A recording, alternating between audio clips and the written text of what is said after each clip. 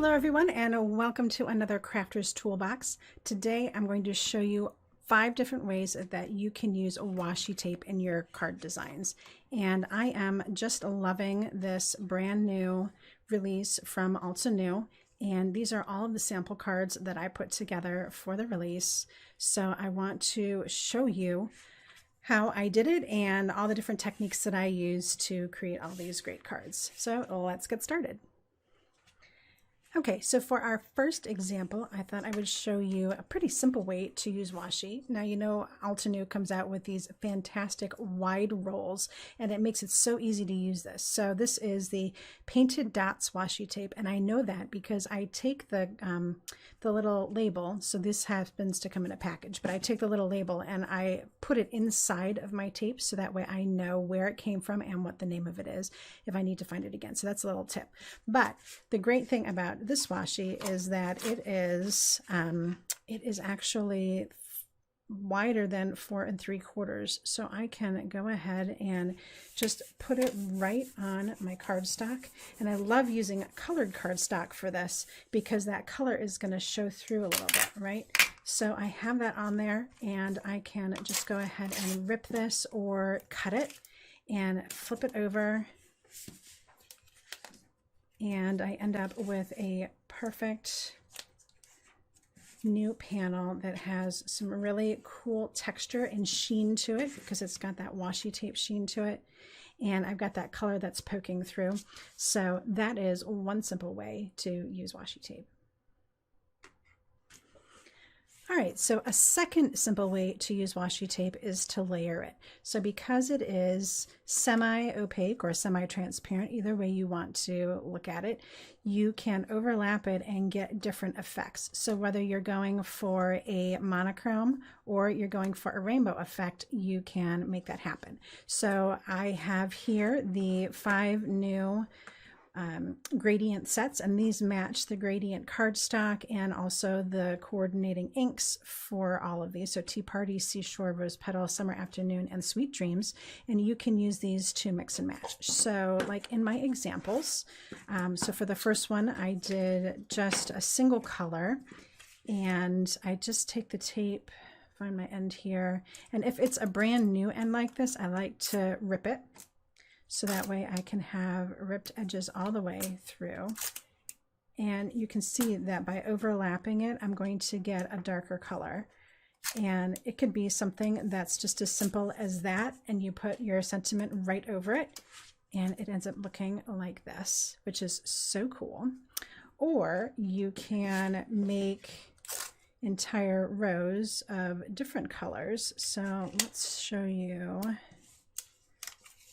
This is the aqua, and then I can do maybe the dark blue here. And I get almost like a super, super dark blue in there. And then I could add in a pink if I wanted to. Let's see what we end up with. All right, and let's do an orange. So you can see that you can really come up with all sorts of different fun color patterns. See, when I mix the lighter orange with the pink, I get a darker orange in between.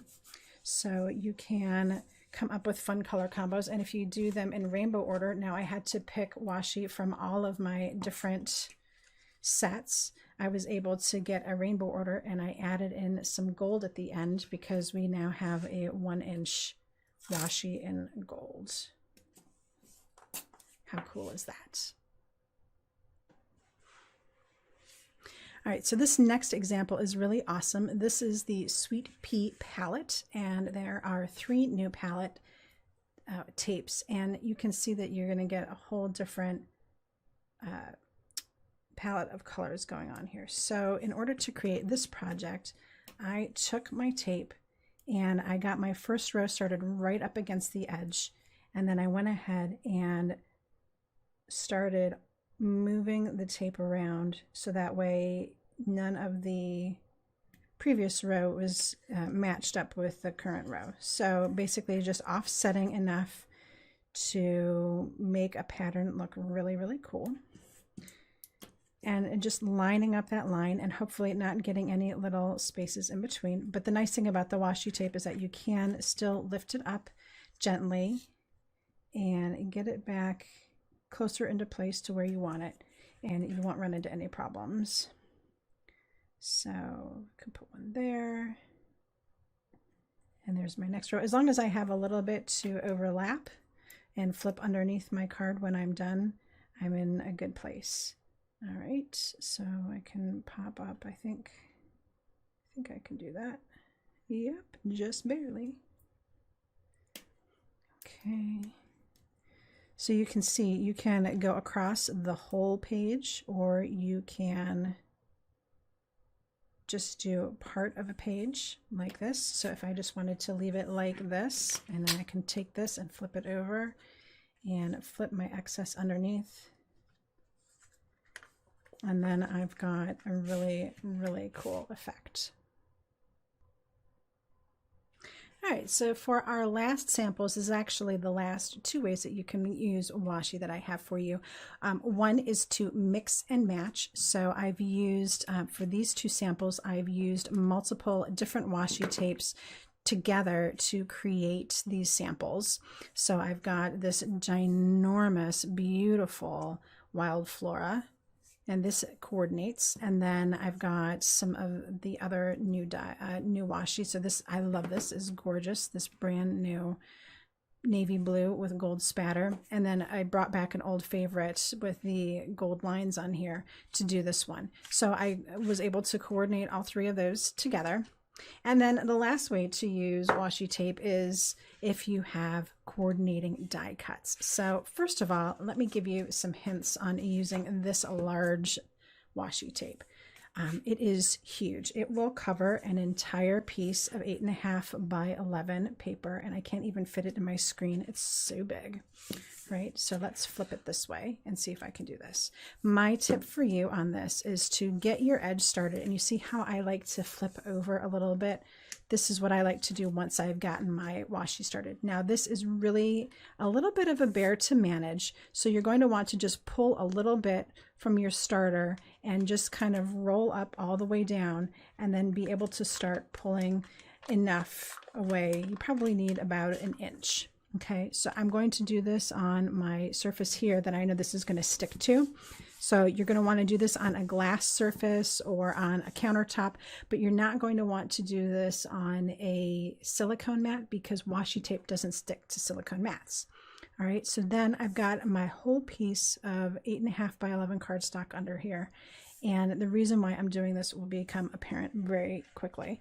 So I'm just going to slowly roll a little bit out and get my cardstock underneath there. All right. Just want to make sure I got this whole thing in the picture for you. Okay, and then I'm just going to use my hand to gently get it in place, and I got a bubble in here already. So you just want to work your way slow and sure to get this placed down. All right, so you see how I'm moving really slow now. And this is just a plain piece of white cardstock. And I can still lift up a little bit and get some of that down in place again. There you go. Looking pretty good so far. All right, and now I'm going to go ahead and lift up some more. And again, just pressing down as I go. And lift just a little bit more.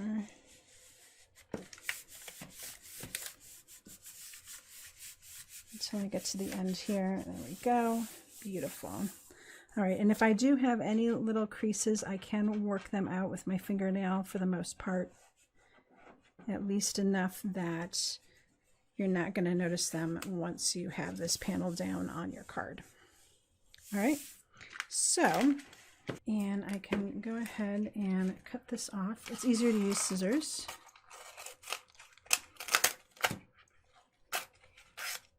And then I want to flip over the end on here before I put this away, so that way I don't have to peel it off from the edge ever again. So I've got a nice little starter strip here.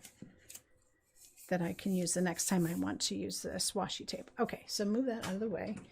Now I've got this whole huge thing. Pardon the sound. There we go. And again, I'm just going to fold this over on the edge here.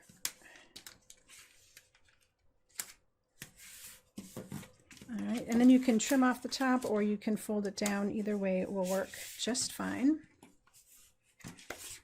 And now let's explore the front of this washi. All right, so there's two things that you're going to notice here, and it doesn't happen in the pattern all the way through,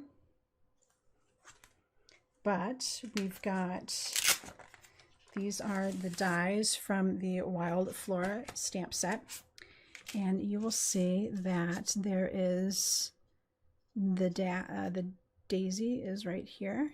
So you can see that the rest of it was up here on the washi tape, but I've already used that part of it. So let me show you. Here's an example of that. All right, so it will cut out the whole daisy. It does pattern its way through.